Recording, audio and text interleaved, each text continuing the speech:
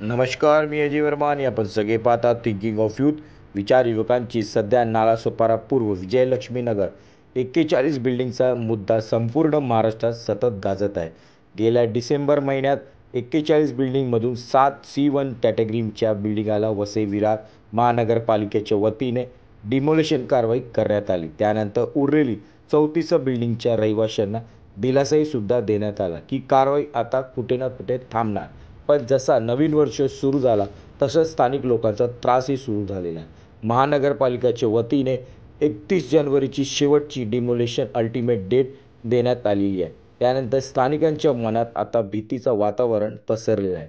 सर्व गोष्टीचा गांभीर्यपणे पालघर जिल्ह्याचे खासदार डॉक्टर हेमंत विष्णू सावरा, नालासोपारा विधानसभाचे नवीन आमदार राजन नाईक, आगरी सेनाचे महाराष्ट्र उपाध्यक्ष कैलाश पाटील, जे सतत 41 बिल्डिंगच्या पाठीशी उभे राहून त्यांचा घर वाचवण्यासाठी प्रयत्न करत आहे. 13 जानेवारी 2025 रोजी खासदार, नवीन आमदार आणि आगरी सेना महाराष्ट्र उपाध्यक्ष तसेच 41 बिल्डिंगचे शिष्टमंडळ आणि वसई विरार महानगरपालिकेचे संबंधित अधिकारी बरोबर आढावा बैठक करण्यात आली.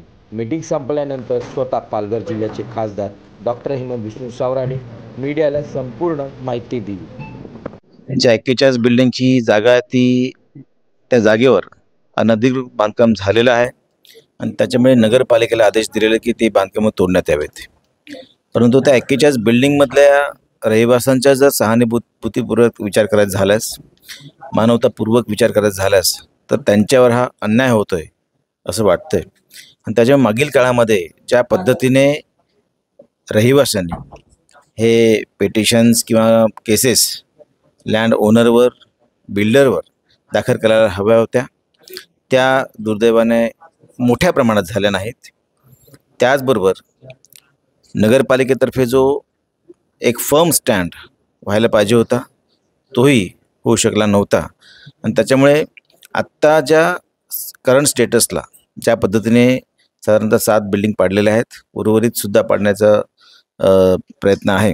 आणि त्यामुळे हे सगळं थांबवायचं असेल तर नगरपालिकेतर्फे काय उपाययोजना करू शकता येतील, रहिवाशांतर्फे काय करता येईल आणि लीगल ॲडवायझर, लॉयर यांना घेऊन कशाप्रकारे हे जे कोर्टाचा जो आदेश आहे तो थांबवता येईल किंवा त्याला स्टे घेता येईल, ह्या पद्धतीने चर्चा करण्यासाठी आज आम्ही आमचे वरिष्ठ नेता आमदार राजन नाईक, कैलासजी पाटील, सर्व रहिवासी आणि इथले अधिकारी यांच्यासोबत आज आम्ही चर्चा केलेली आहे.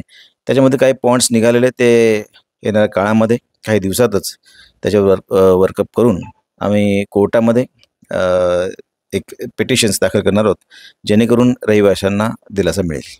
परंतु अशा प्रकारच्या 7 ठिकाणी STP प्लॅनचं त्याने हे केलेलं आहे. परंतु आत्ता ऑलरेडी जी जागा आहे जिथे STP प्लॅन आहे ती जागा बदलून दुसरीकडे, म्हणजे तेच रिझर्वेशन दुसरीकडे घेता येईल का, ह्यासाठी नगरपालिकेने तयारी दाखवली पाहिजे. दुसरी सर्वात महत्त्वाची गोष्ट ही आहे की लँड ओनरमध्ये जे काय डिस्प्यूट चालू आहे, ज्या केसेस चालू आहेत, जरी त्या केसचा काही निकाल लागला तरीसुद्धा रिस्पेक्टिव्ह ऑफ दॅट रिझल्ट ती जागा नगरपालिकेला मिळणार नाहीच. त्यामुळे त्या लँडमध्ये नगरपालिकेने न पडता जर ते रिझर्वेशन बदलून घेतलं तर तिथल्या रहिवाशांना दिलासा मिळू शकेल.